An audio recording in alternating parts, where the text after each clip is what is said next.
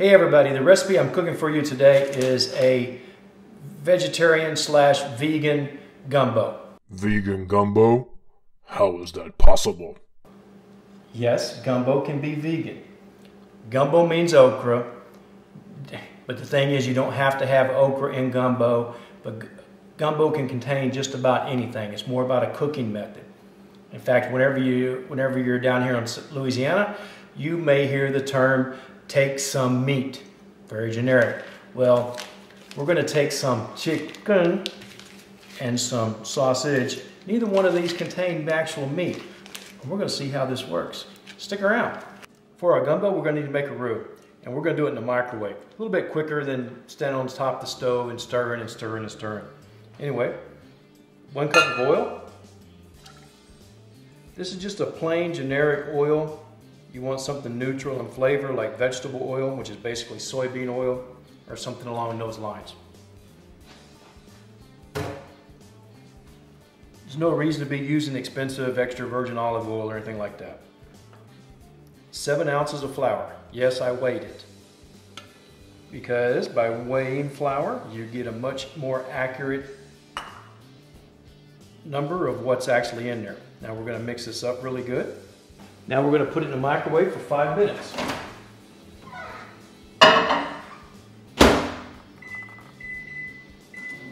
While that's cooking in the microwave, I want to let you know what I got going on here. I have 2 cups of vegetables. I've got some celery that's cut up. I've got some green bell pepper, and I've got some onion. I have a little more bell pepper and onion than I do celery. I've got some, I got half a cup of green onion that's chopped up, and I've got 4 garlic cloves that are chopped up. This is all going to wind up going in the roux. Once it gets to the temperature or the color that I want, I'm going to dump this in there and stir that up. It'll sweat these vegetables, and it will stop the roux from cooking. This is what it looks like after 5 minutes. Hopefully you can see the bubbles going. So this flour is cooking. We're just going to give it a stir. Make sure nothing's sitting in one spot because I don't want it to burn. And now what we're going to do is we're going to do it at 1 minute at a time until we get to the color we want. And if we get real close to the color, we might shorten that up a little bit. So anyway, back in there for a minute. Okay, see it's bubbling up, it's starting to get some color. Now remember, this glass jar is going to get hot, so you want to use a pot holder or gloves or something. Oh man, the smell is good. Okay, we're going to go back in for 1 minute. Look at that. And see, now it's starting to settle on the bottom a lot more. So it's cooking pretty good. Give it another mix.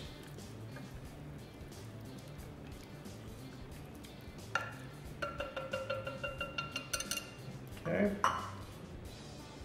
Go back in the microwave. See a big difference in it now. Before it was kind of liquid, now it's starting to get solid. Going to give it a stir. See, that's a big difference. Now what I'm going to do now is I'm going to put it back in the microwave, but I'm only going to do 30 seconds.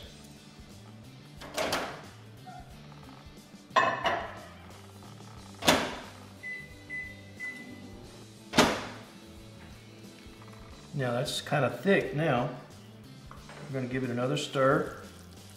All right, this smells incredibly good. And I could put this in for some more time, but I think I'm okay right here. Now I know I'm okay. Just a question of how much color do you want on your roux. Now we're going to put in our Trinity.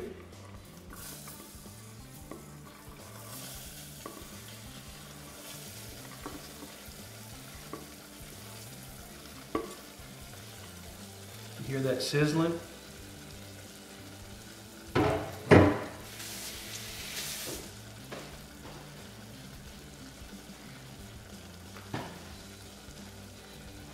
We're going to put our green onion in.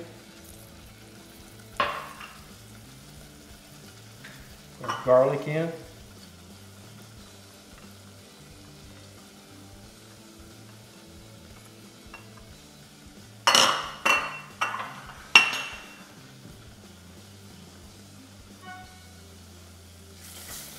stir this up.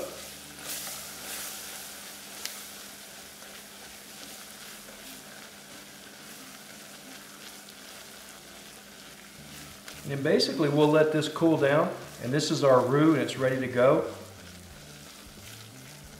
I would not put cold liquid in this glass bowl right now because it might pop the bowl. So for our seasoning, I'm going to use pretty basic seasoning ingredients. I'm going to use some salt, some pepper, pretty much use that in everything. I'm going to use some gumbo filet. Now the gumbo filet will be put in at the very end of the cooking. You put it in too early and it kind of loses all of its flavor.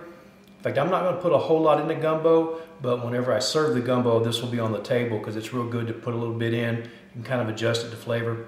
Kind of hard to describe the flavor. Really, the only thing I can say is buy some and try it.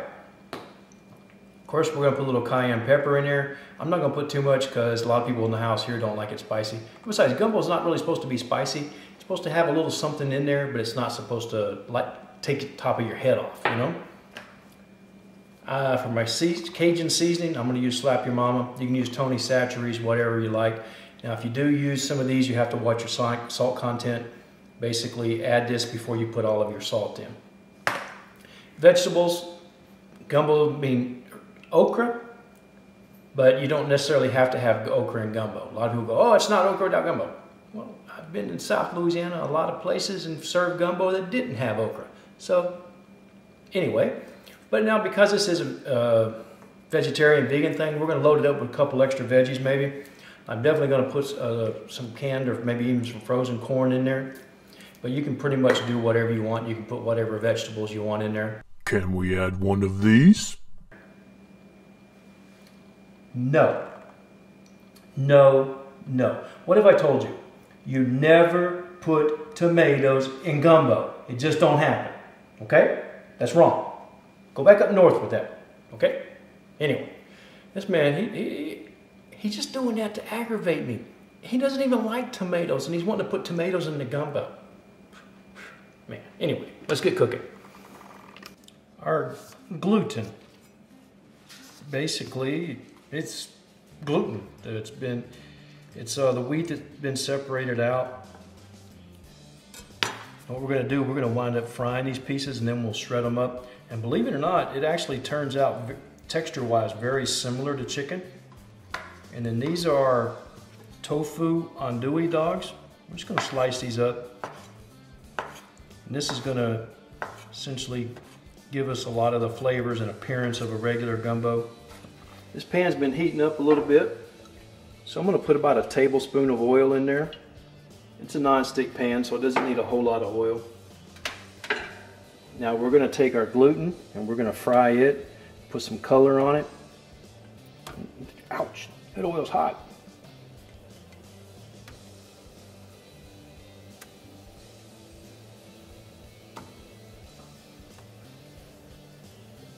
I didn't have to cut it, but I like to cut it so it gets a nice flat side, and that's where I'll start frying it. Go. Anyway, all we're doing is putting color on it. It's already cooked, but we're going to put some color on it and then we'll shred it. We'll put some color on it, take it out, let it cool down, and then we'll shred it up. And when these start to get some color on the one side, we'll flip them over and we'll cook them on the other side.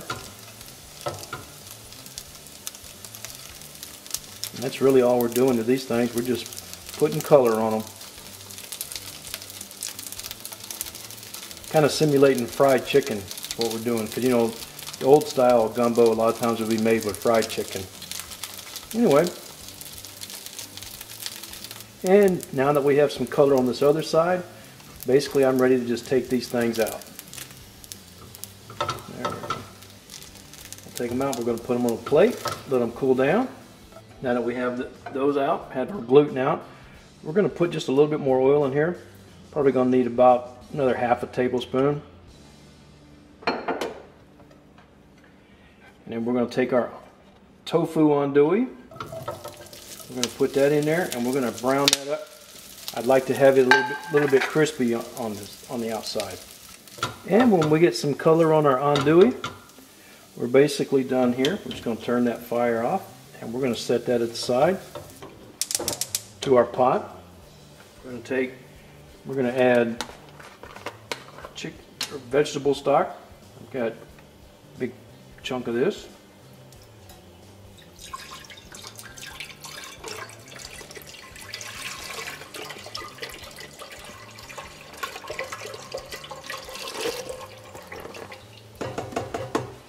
All right.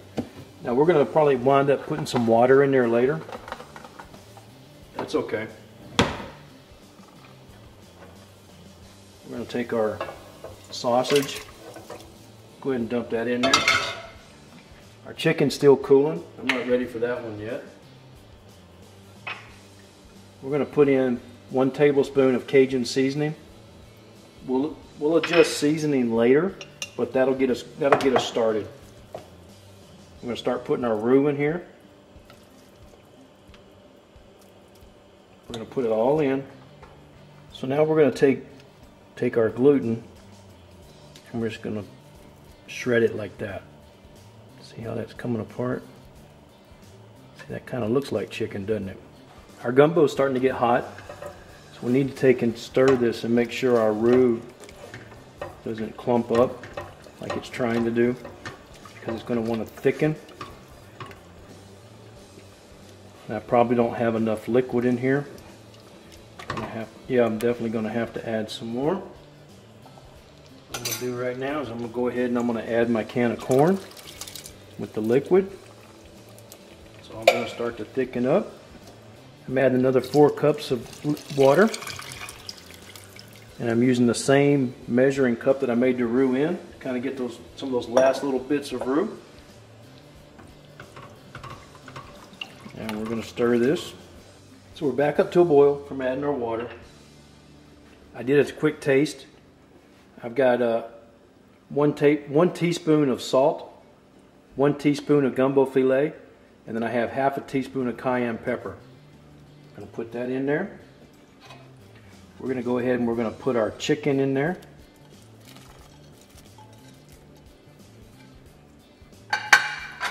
And we're going to reduce our heat down. Because at this point, we're just letting everything kind of come together.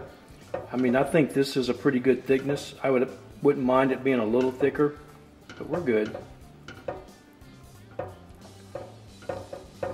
Anyway, we're going to let this go for about 10 minutes or so. That way there's no raw flavors or anything left in there. And we'll be ready to serve. So let's try our gumbo. But I am going to have to put this bowl down because it's hot. Anyway, first I'm going to try a little piece of the chicken.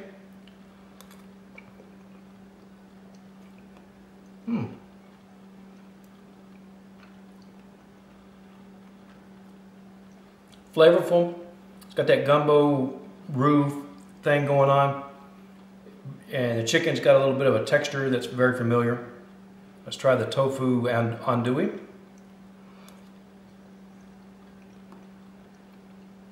Flavor's okay, but the sausage itself is a little bit mushy. I probably would like to deep fry them or something to get that little bit of crispiness to them. Anyway, overall, I'm happy with the gumbo. Hope you give your recipe a try, and please let me know what you think. And as always, or as of a couple of weeks ago, now there's going to be a printable recipe down below.